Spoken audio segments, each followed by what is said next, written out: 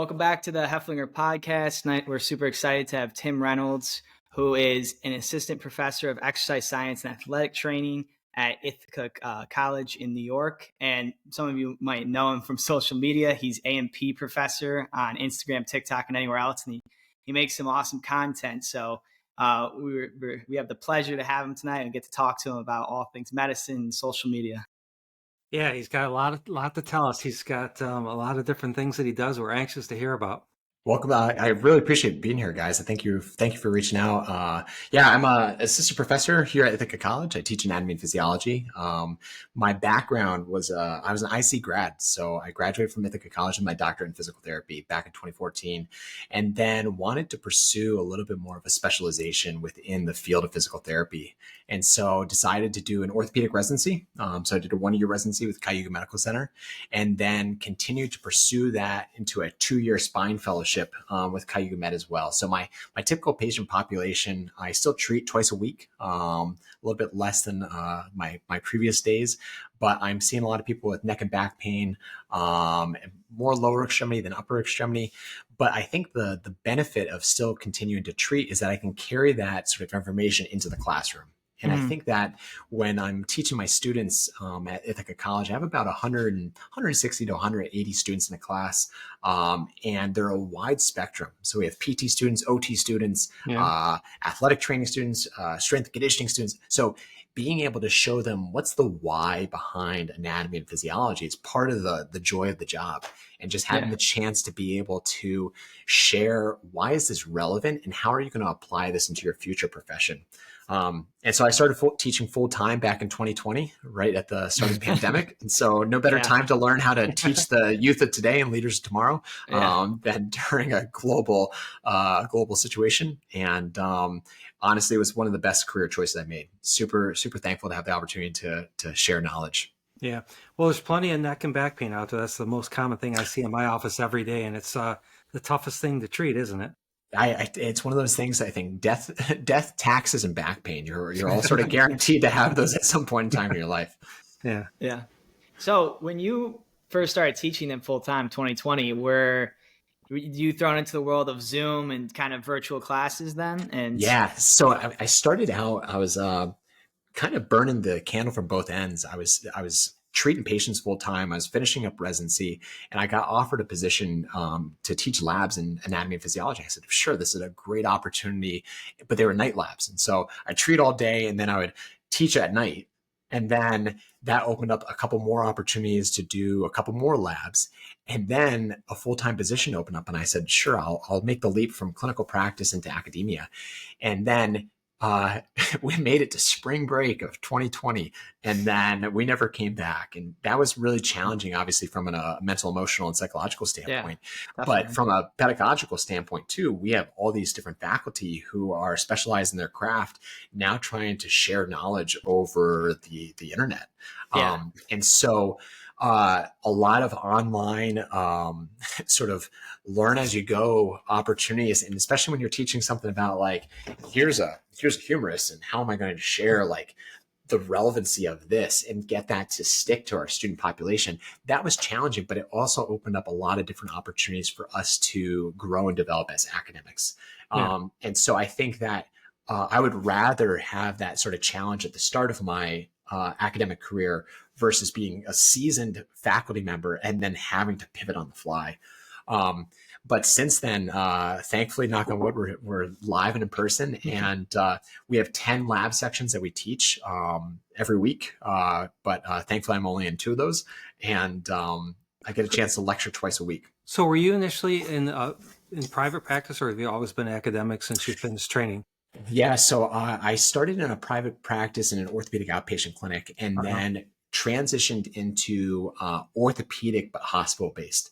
And so having the chance to work under a health system, Cayuga Medical Center, and which is a great facility in terms of just patient care. And I appreciate the one-on-one opportunities where I do not need to be juggling multiple different patients.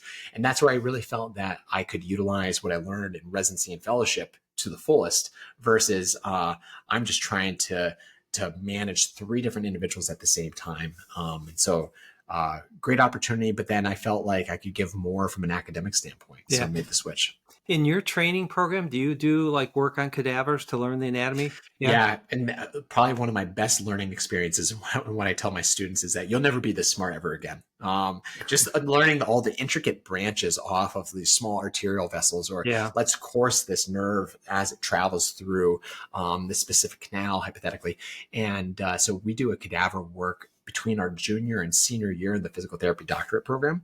And then I had the opportunity to TA that class as a 5th year going into my 6th year of the program. And I currently help out with our physician assistant anatomy cadaver program as well. And so we have a 2-year PA program on campus. And so get a chance to go back and see the cadavers one more time, which is fun. I mean, it's great because that's a way you really get to learn what anatomy is, because, seeing a person and their skin is not the same as seeing the actual muscles and the tendons and the ligaments and the nerves. It just gives you a whole new perspective on the human body. So it's awesome that you did that. One of the things I think specifically, a lot of people will give the IT band a bad rap, right? And so they're like, oh, well, I foam roll the IT band back and forth, back and forth.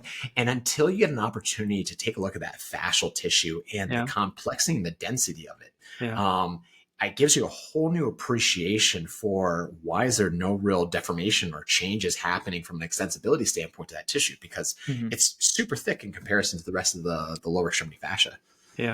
So a question I would have here is, when did you get started on social media? Because I feel like that having to learn how to teach online with the class, probably a perfect transition into potentially short form. So flashback 2.5, almost 3 years ago at this point in time, and I'm teaching once again our large A&P class of all these undergraduate students, and they came up to me, a group of them, and said, you should post this stuff on TikTok. Wow. And I said, the last thing I should do is post this stuff on TikTok. And they said, well, I think you'd be really good at it, and I think it'd be really valuable. And so I said, all right, well, if it's going to help student learning, then let me give this a chance. And so, not really having any sort of like social media training and or like desire to do this, I thought about, well, let me just teach the relevant content that we're going through in the class right now. And so at one point in time, I think it was a blood flow tracing through the heart, in which I tried to simplify into sort of a digestible format. The video went viral, and I got thousands of followers overnight. And I said, oh my gosh, this is like kind of weird that people are actually utilizing this content for benefit. And from there, my content has shifted significantly more towards a quizzing format. One of the biggest requests that I get from our students is more practice exams, more practice questions. The ability to test retention of knowledge, especially in an academic setting for students, is usually how well did you do on the exam. And so for me, it was simple to sort of come up with a multitude of questions and to be able to share that, and obviously a variety of different content areas and a variety of different, depths of knowledge that you could dive into. I would just share that with the classroom, and the students really appreciated it. And then it started to become a little bit more of a following. And since then, I feel like there's a low-grade obligation to continue to teach the world, essentially. I think there's a ton of medical students that probably follow you, and PA students, and because we have a fair amount of medical students that follow us just for our little bit of trivia. Sure. It was funny. I just came back from Houston. I was at the combined sections meeting for the APTA National Physical Therapy Conference. And so this was my target population. And so I'm walking around just going to all these different educational sessions and presentations, and people coming up to me saying like, I watch your videos. Right. And I'm like, all right, how do I look? Am I dressed well? What is this like being recognized out in the public? But I think it's one of the things I published a paper this past year on the utilization of social media in providing additional learning opportunities for students. And I think that one of the challenges with our current educational system is that we're stuck in the textbook, PowerPoint, lecture-based learning. And we have a generation of students that grew up with iPads in the palm of their hand. And so the metaphor that I associate with is you can still use a horse and buggy to get from point A to point B, but we're in the 21st century and we're not driving cars yet. And so if I can provide content that's in a digestible format in a minute or less, essentially, and you can watch that in between sets at the gym or while you're waiting in line at the grocery store, that's an extra learning opportunity that you did not need to go to office hours for, send an email for. There was no vulnerability associated with that. And so I think trying to challenge academics to be able to, one, increase the desire to learn, and essentially the gamification of education, I think is a very valuable skill set, but also providing less barriers to knowledge acquisition. Yeah. And so that's been my mission since day one. And I try to do it for my students at Ithaca College. And by doing so, other people are able to benefit from it as well. So when did you actually start on social media? It would be 2.5 years ago. So I think it would be so kind of like when we started too. Yeah, 2022. Yeah. Mid 2022. That's right. Have you had trouble staying consistent? Do you try to post every day then, or? I do try to post every day, and I think it's one of those things that your motivation from a social media standpoint ebbs and flows. Obviously, when things are hitting, then it's easy to post every day. Yeah. There becomes a little bit of this the job responsibility that I think some of us content creators take upon ourselves. And so hypothetical, I'm going on vacation, which means that I have to come to my office and record X amount of videos so I can still put content out once a day. And I think the different platforms provide for different opportunities, whereas I can be a little bit more science-based on Instagram because the followers there are a little bit more devoted towards that platform versus on TikTok. It's a little bit more of an entertainment platform where I can still provide education, but not to the same extent as on Instagram. Yeah. I think it's all about, you said a lot of great things. I think there's a lot of overlap where if you got to meet people where they're at, if you're trying to share good information, put it in a format where I can come up with. One of our best videos is, we kind of trick some viewers. My dad's taking water shots, and then he goes into explaining how alcohol metabolizes in the body. So it's stuff like that. You have to try to adapt to the platforms. Then like the medical trivia, that's a format that clearly works where people like following along and answering the questions, seeing how they do. So I think it's really good. And another thing I think for both of you as a teacher and then him as a doctor, is it forces you to hone your craft even more, because to be able to share that information, you have to know it. You can know it very well in your head. And obviously, you know this as a teacher, but to teach it and actually get just then the general population to understand some of these things, you have to be really, really knowledgeable and to make it look effortless. 1,000%. I think one of the overarching principles that I try to reinforce to our students, you're going to be future clinicians someday, and you're going to have patients with a wide realm of health literacy. And so if you can provide the textbook definition of something, while that might be medically or anatomically accurate, if they walk away and they don't grasp any of that information, then you've done them a disservice. And so to be able to explain something, I'll challenge them, explain this to your family members that have no medical background, explain this to a sixth grader. And if you can take some sort of complex conversation, we just finished our unit on the endocrine system. We had a conversation regarding cranial nerves and so on and so forth. If you can take the cranial nerves hypothetically and simplify it to a standpoint where you know the actions and the functionalities of those and are able to deliver that material in a digestible format for someone that has no medical background, then you definitely know the material. And that's sort of one of the principles that I try to promote for our students. Yeah. What about you guys? What was your origin story from a social media standpoint?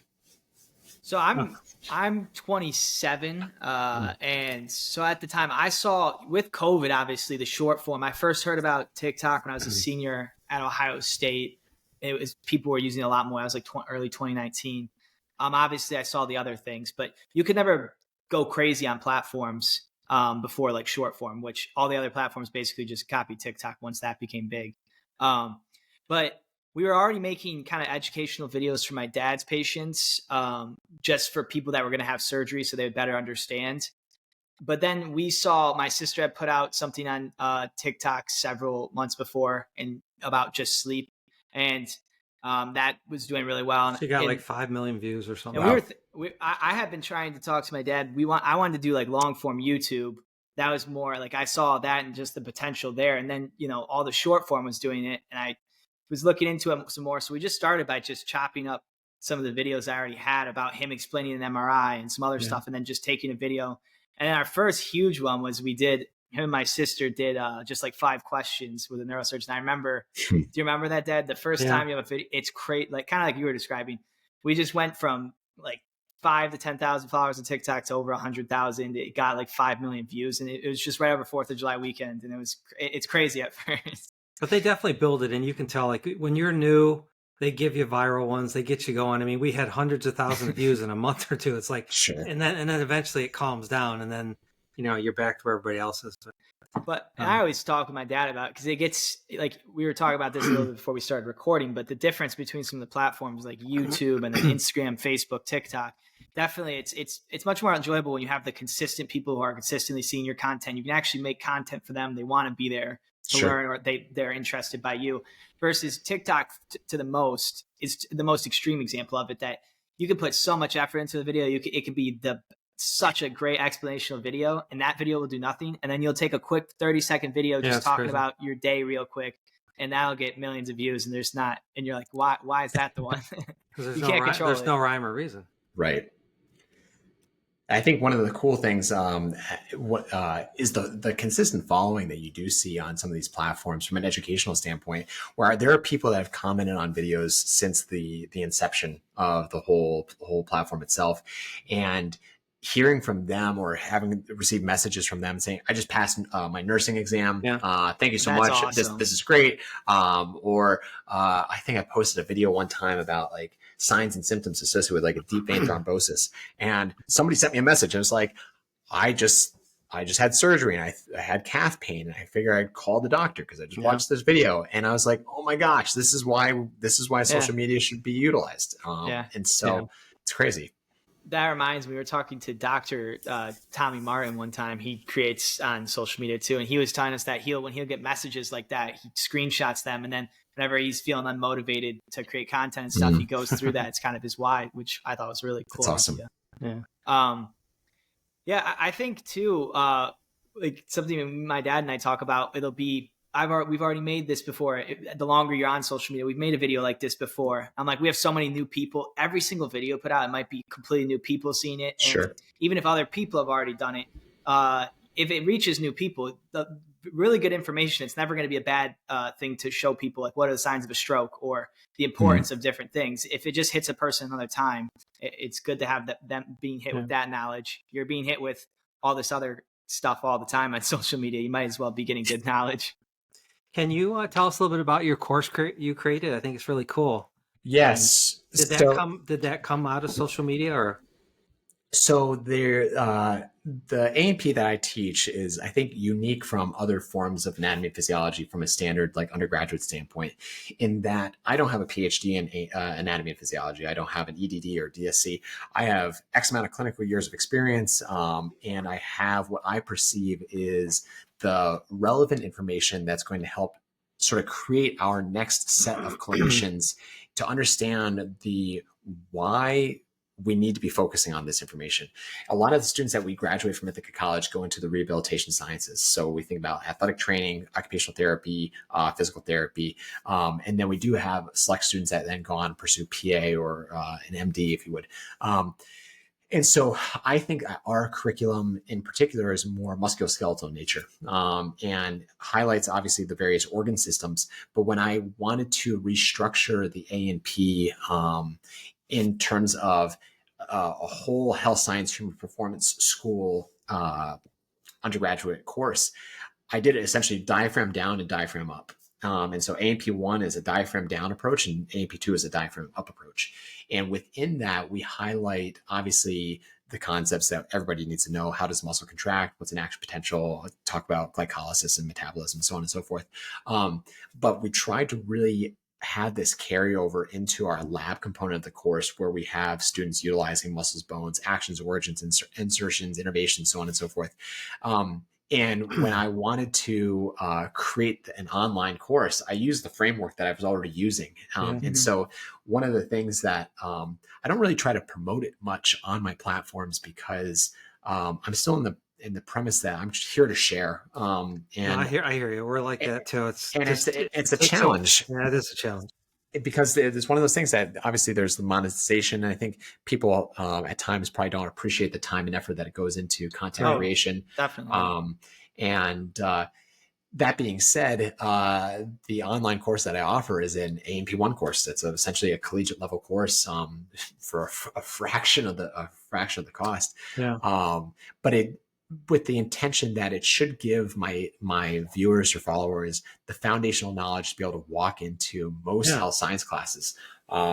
It's a supplement, a good supplement. Exactly. Kickstarts. The problem is that before you guys ever came around, people who are experts and have really great quality things to share, like in a course, there's been so many grifters that have shared courses that now a lot of courses and other things have bad reps, from what I always see in the space.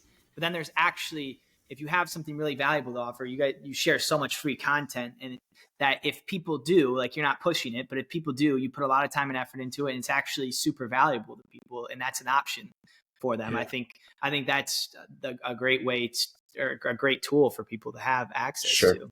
And like you said, I mean, that's still compared to what you pay for a collegiate level course. Right. Well, that's a big thing. Kevin's trying to change my mindset, because for years we've been dead set against anything I have, because I didn't want to cheapen our platform. I didn't want to act like I'm out there just trying to make money like all these people do. But then, there are good things that you can do for people, and you do put a lot of work. I mean, there's a lot of hours that we put in that people have no idea how much time we spend doing this stuff, and on top of our full-time jobs that we both have. And there's no reason not to maybe be reimbursed for that work that you're doing, that you're providing a good product too, So there's always two ways to look at it. I think about it as like, there's a lot of stuff like I'm pretty opposed to on creators, not just like medical influencers, just influencers in general. They'll promote anything. I think you have a certain obligation just from an ethical standpoint and otherwise to promote only good things. And I think about it though, if there's an alignment of mission and it's good stuff, you can then it allows you to create better content, put more information out there, have better reach. So I think, there's a lot that goes into that, but it's an interesting thing to explore. Yeah, I think the staying in your lane is probably the biggest thing, right? Yeah. I think, when I created the platform originally, it was, I want to increase the educational opportunities for students at Ithaca College. And that was one of those things that, as long at the end of the day, if I can say this is still aligning towards my mission, then I feel justified in terms of the continued promotion of it. And it is one of those things that, it feels like a little extra work, but at the end of the day, there is a satisfaction and joy when you do see some of those comments or understand that your reach is beyond the sphere of influence that you have. And so I think that individuals like yourselves have this opportunity to share information to the world, which can greatly impact their lives. And so I think that from that standpoint, my why is still true. And the satisfaction and joy that I still get out of it is enough that makes me want to continue to do it for this point in time in my life. I love when you put like questions out and people comment, I got 5 out of 7, or I got them all right, or God, I only got none of them right. It's a really hard one, and they comment like that, people all the time. Consistently. It's so fun. And I think that that's the idea. I just came out of teaching an anatomy lab, and we were doing a review of some of the axial skeleton musculature, nerve innervations, attachments, so on and so forth, in terms of preparing for a practical exam. And I sat there, I'm like, we can PowerPoint this, and we could try to go through this. And I'm like, it's 3:00 in the afternoon. I don't think that this is going to be a really engaging opportunity. And so I don't know if you guys have played the heads up game where you take your phone and you put it has one. Yeah. And so I was like, I've never done this before, but we're going to run with it. We're going to try to see how this works. And so I had a bunch of flashcards that I made, and we were playing heads up, but it was nerve innervations, the axial skeleton musculature. And so they put up a trigeminal nerve, and the students had to either demonstrate the action or they had to point to the muscles on the models. Yeah. And I was like, this is the most engaged learning that we have done this entire year. And I think that's where once again, it's challenging pedagogical approaches and just being willing to say this is outside the norm of what traditional learning typically looks like. Yeah. And I think social media is one of those things that there's a lot of benefit in it. The connections, right? I mean, I would never have the opportunity to engage with you guys if it wasn't for the platform, and be able to watch your content and be able to appreciate the content that you're producing. And so I think that there is that sort of obligation, but also reaping the rewards from it. And the connections and the satisfaction and joy you can bring to other people is definitely worth it.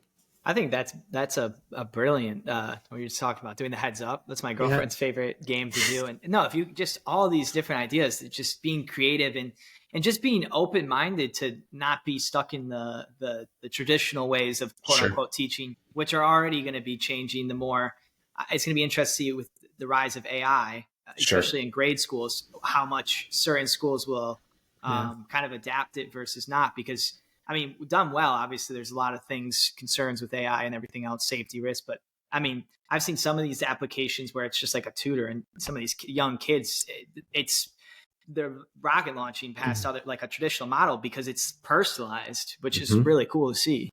The prompts associated with AI and how that could potentially change the game in terms of education and academia is really remarkable. And I think there's a lot of concern and fear. And I think that there's a valid reason to be a little bit concerned, because you have to incorporate, as technology is growing and advancing, the communication amongst the departments and what are our expectations of these students has to change as well. Yeah. And so if you enter a prompt of talk to me about the facial nerve, right? It'll provide X amount of information. If you educate the platform to say,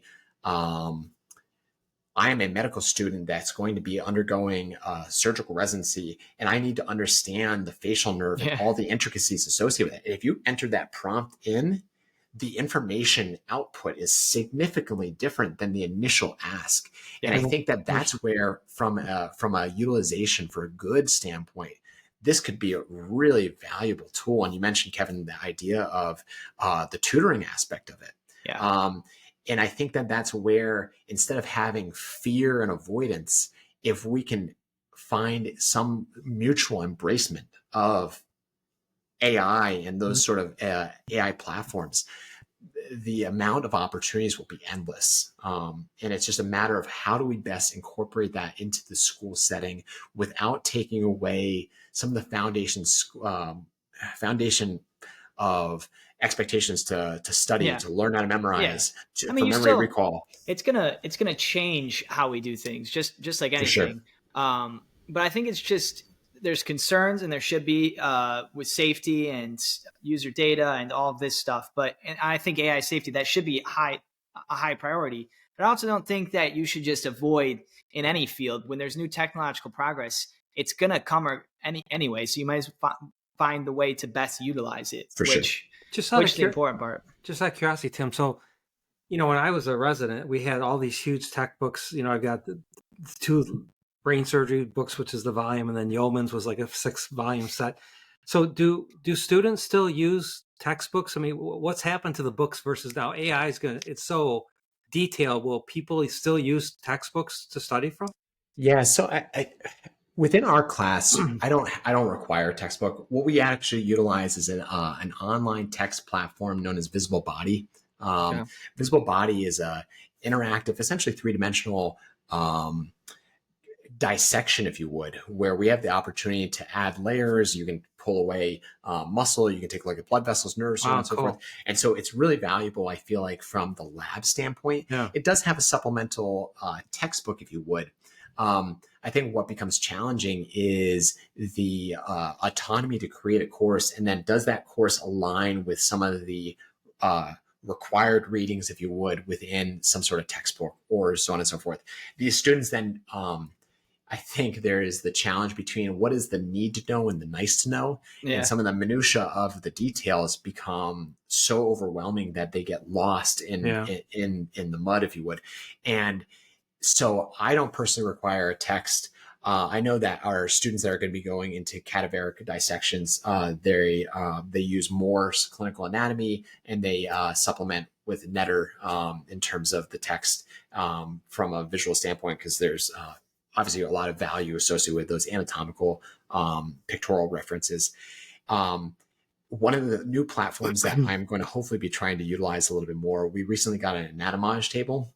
If you're familiar with that, the anatomage table, envision your traditional cadaver dissection table, but now it's a computer. And so I can upload a full virtual cadaver, and then I can dissect out layers. I can do it all layers at the same time. I have the opportunity to take cross sections through that. So is this a holograph or what is it? Not a holograph. It's a touch screen, but I can flip it, rotate it, so on and so forth. That's pretty cool. I can use virtual reality and kind of play with it? Or? So we have virtual reality systems that I haven't dove into yet. Not with that anatomage table that I'm familiar with. Probably in the near future. Stay tuned. Yeah. But what's really cool and what I appreciate, and just trying to figure out how best to implement this with such a dichotomy of students, with so many different like future career pathways, is I can look at a cross section within that cadaver. And then I can load up the MRI technology that takes the same exact cross section. And so I have students that I can bring through and say, okay, you're going to be seeing so-and-so in the clinic later this afternoon. They recently had an ACL tear. Let's take a look at, I probably look at more lumbar MRIs than anything. So let's take a look at this lumbar cross section on the cadaver. This is what the muscles, the bones, so on and so forth look like. Now let's take a look at this MRI. And if you take a look, the multifidi are actually full of fatty infiltration. And that's what that looks like. And that's the multifidi. And when you talk to them, let's dive into the anatomy and practice that conversation right here, right now. And so for me, there's so many applications that I think could be utilized with that technology. Just have to figure out how best to implement it. Well, have you heard of Augmentics? Yeah. You know what that is? Yeah. So those are so cool. I've tried them, and literally you put these glasses on, the patient's MRI is registered in, and you can literally, I can do any kind of surgery just by looking at their skin. I can see right through all the layers down to the spine. If you want to put pedicle screws in, you can put them right through the pedicles just by looking through these glasses. You don't have to have, AP and lateral fluoro anymore. You don't have to use stealth. That's amazing. But I can see that concept being used, like looking at a cadaver, and if they registered that with an MRI, you could peel through. People could learn anything, and it would just with pinpoint accuracy. It'd be sweet to just have that. Reminds me of like Iron Man. If it can eventually be like a holograph, like he's taking it apart with Jarvis and he's playing with it. If you could do that with the human body, like I bet you they have that already. If I could sit there with like VR and do that and play with stuff, and that's, like you said, that's how you actually learn versus just seeing these things on a flat page of how everything's connected. I'm excited for, obviously there's, we can dive into a whole conversation about the healthcare and some of the trials and tribulations associated with that. But I think the next generation of physicians are going to be presented with so much technology and so much education at their fingertips, literally, that I wonder what that does in terms of leveling up our healthcare quality. I think to some of these virtual reality headsets that I could live in Minnesota and I can take 1,000 swings at a variety of different pitches because I have a headset that provides a real life pitcher throwing a fastball, where I can practice baseball November, December, January, February, and then walk out onto the field having already seen so many repetitions. And if our future surgeons, if our future healthcare providers can practice putting in pedicle screws from their couch, and then have the opportunity to see that and learn the muscle memory component associated with the flow, associated with different layers, all this stuff, it's really going to be exciting to see where do we take this and do we take it in the appropriate direction. But you realize what's going to happen. I saw it happen in residency, but you can't take away common sense. At some point you have to learn the anatomy. Like if you just rely on augmentics and virtual reality, you'll never even get to see a nerve or a pedicle or a muscle because you're just putting things in these little incisions. You'll never see the anatomy. There's something. You can't rely on technology completely because if it's ever wrong, you really hurt somebody bad. For sure. Yeah. And I think also, I think one of the benefits of the cadaveric dissections is we're all snowflakes on the inside, right? I mean, you expect to see this branching off the brachial plexus, and you're like, well, why isn't this coming the way it is? And you're like, well, that's because we're all unique, and not all of anatomy is the textbook perfect depiction of what it should look like. Yeah. And I think part of doing cadaver work is just to appreciate it's a human being. This person was alive at some point, and it brings you down to a human level that you can't take this stuff for granted. It's not a model. It's not just a image, it's a real person. It's definitely the intersection. I think just in a lot of fields, the intersections of implementing technology well overall the goal is just better outcomes for everyone, to be better clinicians and better patient outcomes. Kevin and I are very active, and we like to hike and do outdoor things. And we've done an Ironman, and we've climbed Mount Kilimanjaro. But I see you do a little bit of hiking. I want to hear about it. So perfect timing, Brian. It's like we've slow pitch softball this question. I'm actually this weekend, weather pending, going to go to New Hampshire, and we're going to do Mount Washington. We do Mount Washington. Awesome. We do Mount Washington in winter every year. And one winter it was 100-mile-per-hour winds, but we still summited. The last time we did it, it was whiteout conditions and probably 40-mile-per-hour winds, but still we were able to summit successfully. And obviously there's a risk-reward ratio, and we assess the situation appropriately as best as possible. My passion for hiking, I think, started probably during COVID, when it was one of those things that just try to explore the outdoors and be able to find alternative ways to mentally, emotionally, and physically enrich yourself.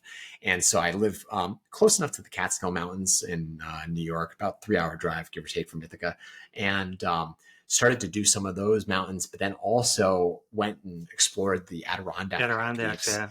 And there's something special about my heart and soul living in the Adirondacks, and I had a chance to do it's such a pretty area. It's gorgeous, and I don't think people can appreciate the magnitude and or the beauty of those mountains when everybody's looking out west and looking at Colorado and things. And obviously those mountains are built different, but the complexity and the intensity of some of those hiking trails is relatively noteworthy. And so I was able to finish my 46 high peaks a couple of years ago, and I did them for a second round. I'm on my third round of hiking all those high peak mountains. Wow. Awesome.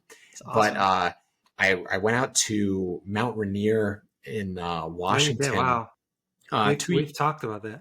It was my cousin attempted it one time, and they turned around because of timing throughout the day, and they just weren't hitting their benchmarks. And so he asked if I wanted to go again. I said, for sure, this would be an amazing opportunity. So we went with a guided team, and he said, you will be a different person when you walk off this mountain. And I think that the metaphor for life is so well invested into the concept of a climb, where people climb a mountain for a variety of different reasons. So they might climb it for speed, they might climb it for glory, they might climb it for challenge, right? And we experienced trials and tribulations on that mountain that only him and I will be able to relate to. There were 2 people that died on the mountain that day. We walked past one of them. There was another one that person got lost. They fell in a crevasse, and then they passed away too. And so obviously there's this weird emotional state that we were in, but at the same time, you're still trying to find the internal satisfaction and joy associated with this once in a lifetime experience. And to be able to sleep on the side of a glacier and then wake up and watch the sunrise from 13,000 feet. And to be able to appreciate not only the climb itself, but the amount of training that went into that. Did you go to the top? Yeah. So, wow. Cause that's a tough, I've read about that, and there's a guy named Walt Elrod in our town who's done all 7 summits, and Everest was his last one, but his first mission was to go to Mount Rainier and get technical training. Crash course. Crash course. But so it's a tough, I've read enough about it. It's a dangerous mountain. It is not a simple, just, no. stroll through the park kind of situation. And so one of the difficulties that I think people don't appreciate is one, the physicality required with that. So part of my training for several months was 40 to 50 pound pack, and you do 200 to 300 stairs or floors on a stair climber. So just trying to build up my aerobic and essentially anaerobic base large enough that I'd be able to sort of fight off the altitude associated illnesses that might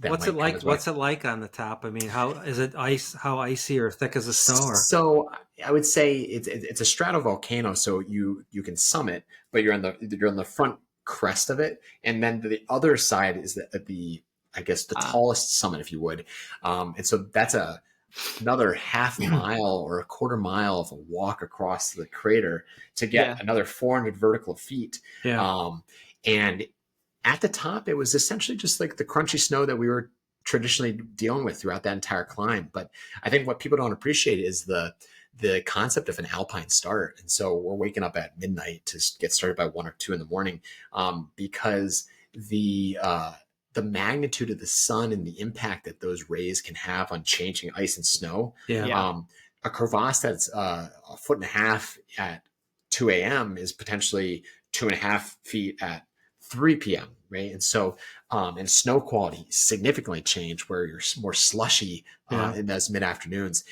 And so, I appreciate all the different layers of complexity, right? So what's the prep? What's the training look like? What's the mental fortitude? What's the physical fortitude? And I chase that, in a slight dopamine hit, periodically in terms of catching sunrises on top of mountains. I love the complexity of, I was a good math student, but I never really appreciated those questions where it's like a train leaves Pittsburgh at 8 p.m. When does it cross over to Buffalo?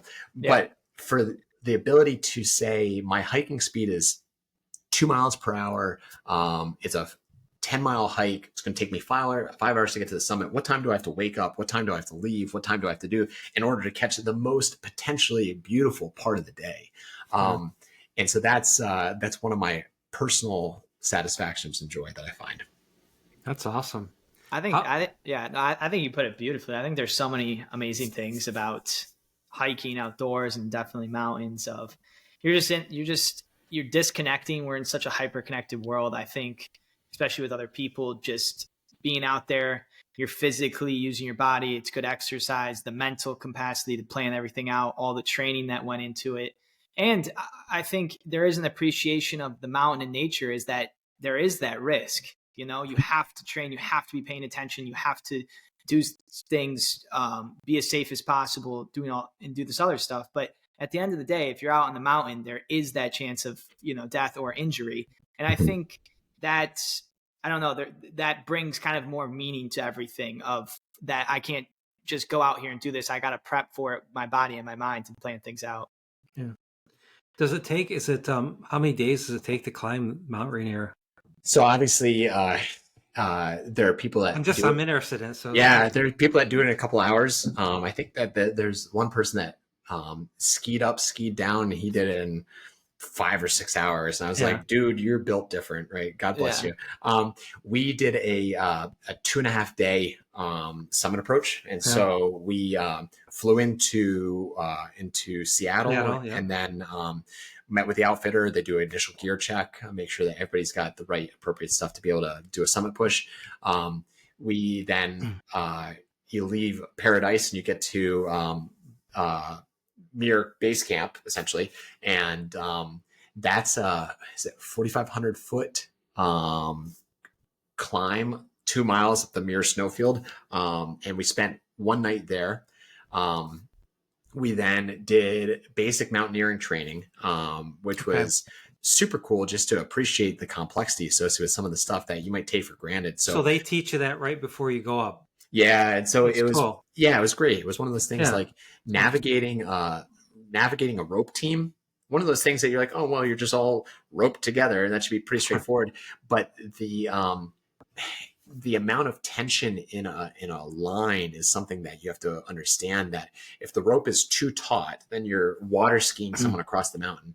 If it's too loose, then if someone were to slip, fall, and not be able to self-arrest themselves, then you're gonna zipper them down. You're gonna pull everybody else down. So practice that. Practice self-arresting. So taking your ice axe and digging into the snow, and navigating just general glacial walking, if you would. So just what's the appropriate foot placements? We did that for half a morning, and then they pushed us up to our high camp.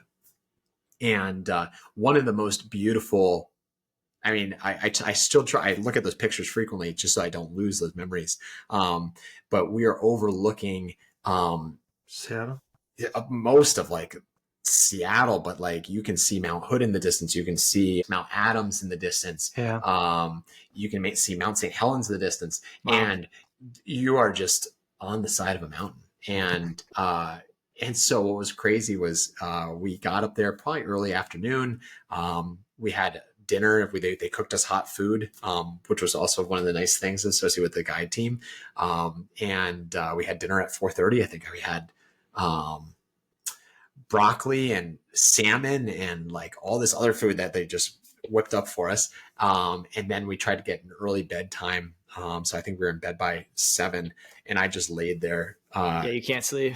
Could not sleep. I laid there from 7 until about midnight. There's about 10 degrees outside. You had to sleep with your water and all this other stuff because it would freeze. And then just the anticipatory, not knowing what the eventual goal is, but not knowing how you'll get there, and if everything's will go according to plan. And I think that was one of the beauties and curses associated with the whole experience, where you understand that you have a 3,000 foot push to get to the summit. You know, it's going to probably take you anywhere from 3 to 4 hours. So what does the next 4 hours of your life look like? And are you guaranteed those 4 hours? And I think that that's where some of the romanticism, and I think from a spirituality standpoint, you, like I said, the metaphors of mountains can cross multiple different dimensions. But things that we prepared for, cold, physicality, altitude, things that you could not prepare for. Here's a crevasse that you have to jump over. It's about 2.5 feet wide. And I hope that you don't slip. We're roped together, so we'll try to self-arrest you. But it's so no ladders or anything. You're just jumping. Jesus. There was the crevasses weren't large enough. We went and we summited on June 1st, and so it was relatively early season. We were on the mountain in the end of May, and so crevasses had not opened up large enough. The avalanche risk was higher. Versus if we went towards the end of July, the mountain starts to melt essentially. And so pick and choose your poison, if you would. But cool. Very cool. Such a cool experience. Yeah. I think it's cool how it goes kind of when you're talking about your why earlier too. And I think it's cool that it fits in, you know, you're teaching movement, exercise science, and also just being active. And ultimately that's why it doesn't have to be mountains for everyone or hiking, but why we want to be healthy. We want to be able to move and do the things we enjoy to do. For sure. So no, but it's funny kind of the similarities too of the last night before we went to the summit for Mount Kilimanjaro, of just you're trying to go to sleep early and get up at like 12 to then get ready and leave we left by like 12:30 in the a.m. And it's very hard to sleep. You're very excited. You're giddy.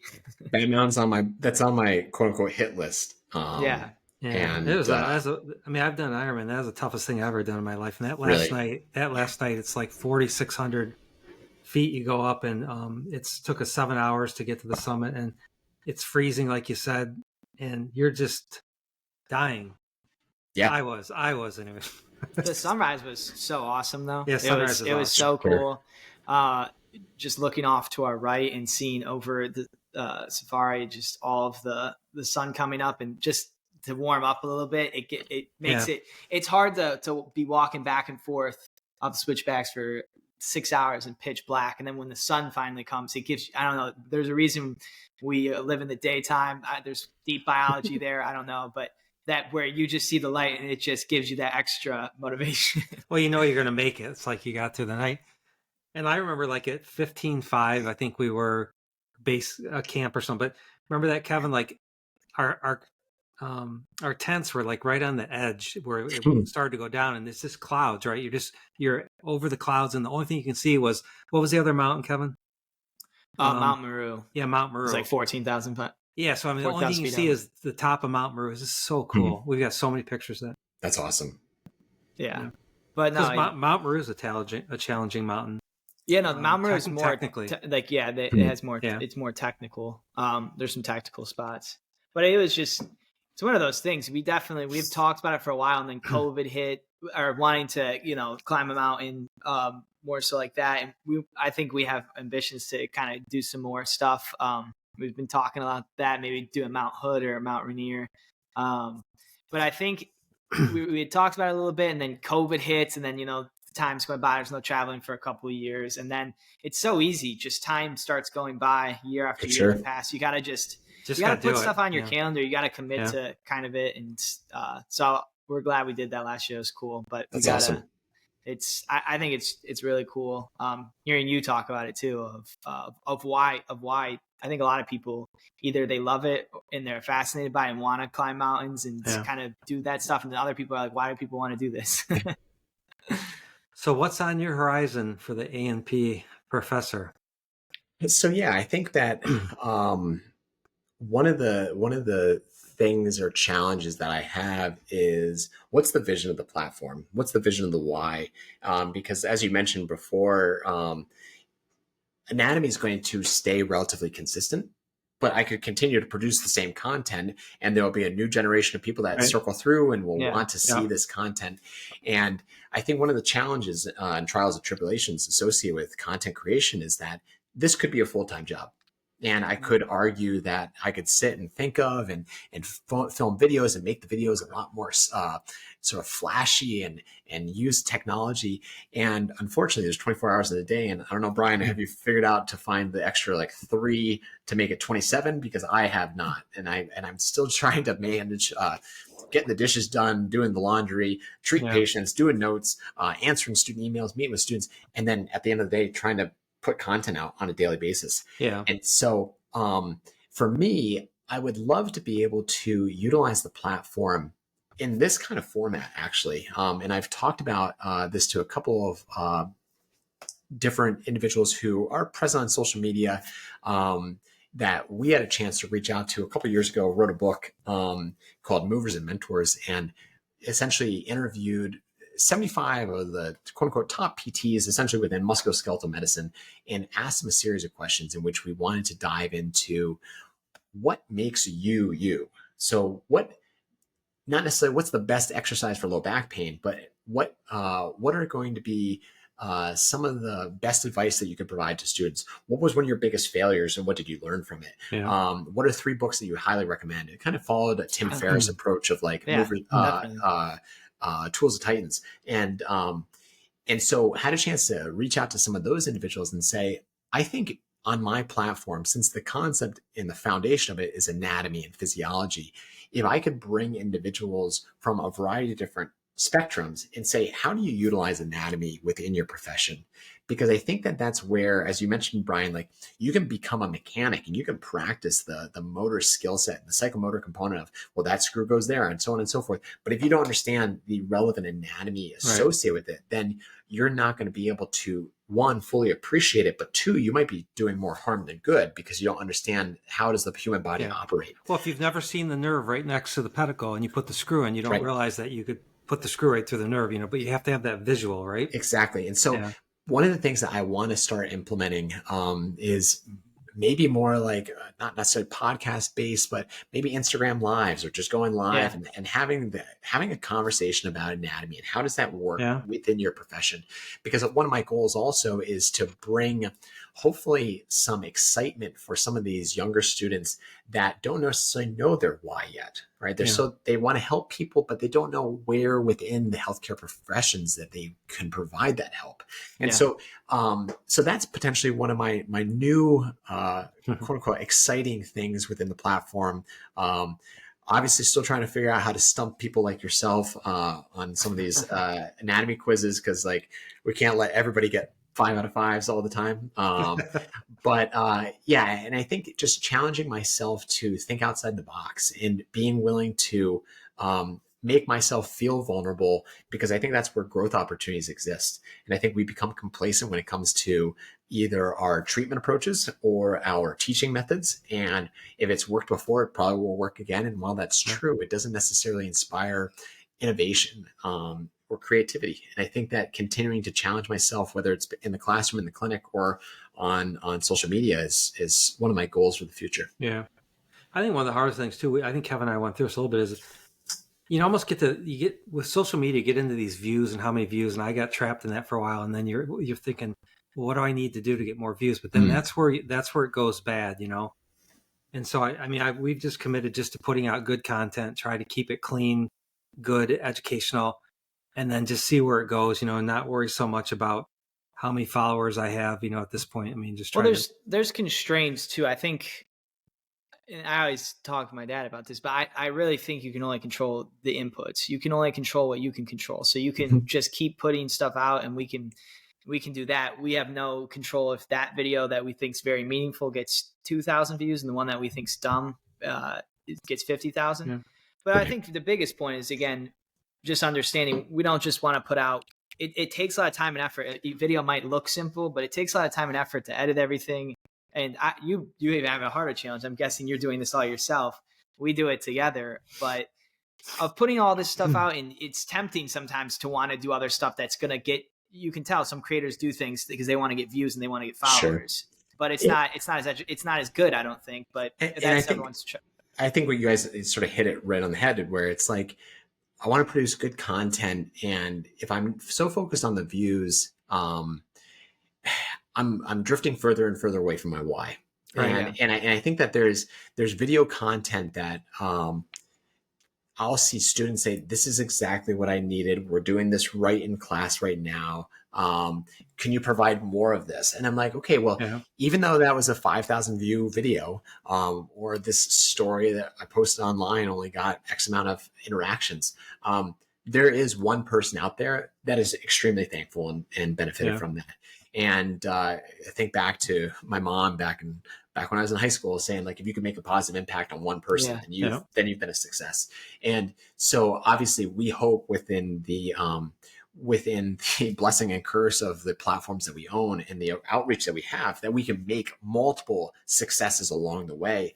But if that is that one person that needed to hear the signs and symptoms associated with a stroke, and that was the video that popped up on their feed, and then 12 hours later, they were faced with that sort of decision that they had to make, that is the success. And so I think that, stay true to who you are, and the views and follows will come. And if they don't, you're still staying true to your mission.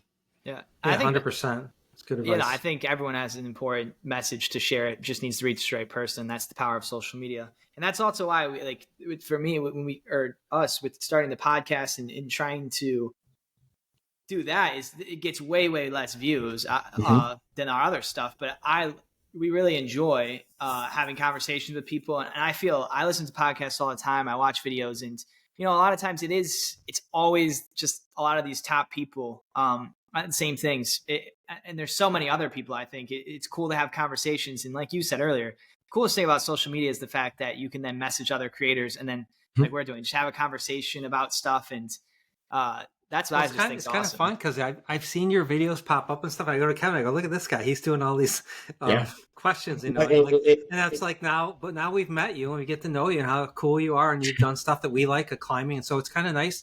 Kevin's right. It's nice to meet new people, even if we do similar stuff, but not the same. And it's good to see who's behind the creator. I think that's one of the things that you don't really know unless you're in that sphere. And so that's that situation where obviously I've seen your videos pop up on my For You page and on Instagram and so on and so forth. And you always appreciate the content, but you don't understand the story behind the person putting out the content. Or we put these individuals who have all this social media fame, or actors and actresses, on such a pedestal. At the end of the day, they're still just people. And so as I mentioned before, I was at this national conference, and there's so many people. I've read your research, I've watched your videos and so on. You're my PT heroes. I can't wait just to shake your hand.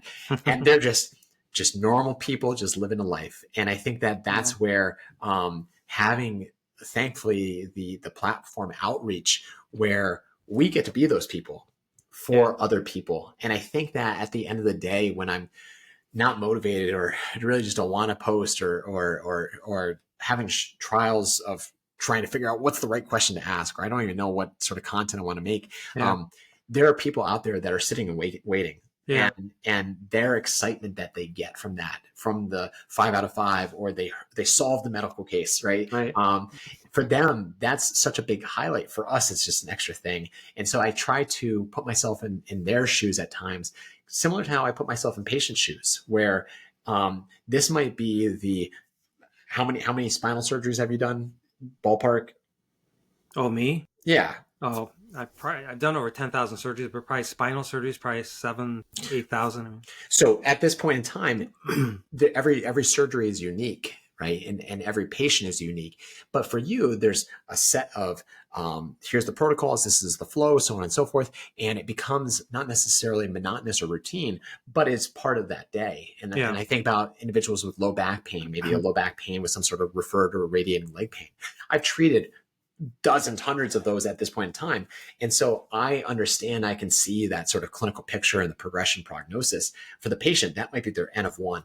And so for them and saying, I'm going to put myself into their shoes and I'm going to communicate with them effectively and make sure that I'm not overseeing the significance of the situation for them.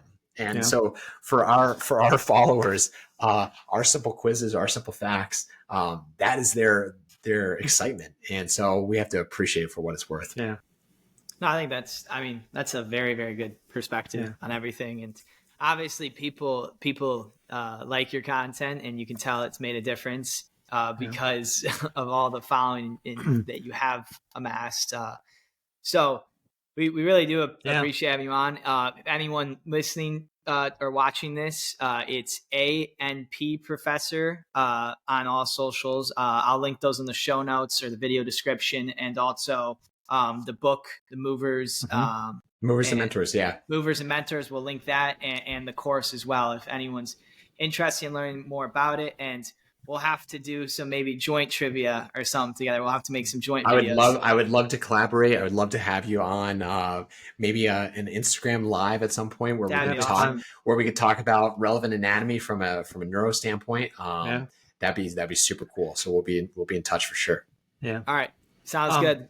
Anything else that you wanted to say, Tim? Oh yeah. No, I think sort of you guys hit everything. I think that what we're doing, what you guys are doing is great. And I think continuing to provide educational opportunities from a medical standpoint, but also sharing life experiences, I think is really valuable. And I think that being in the position where people appreciate and listen to our content, there's a lot of responsibility. And and I think sort of the common theme is staying true to who you are and staying true to your mission.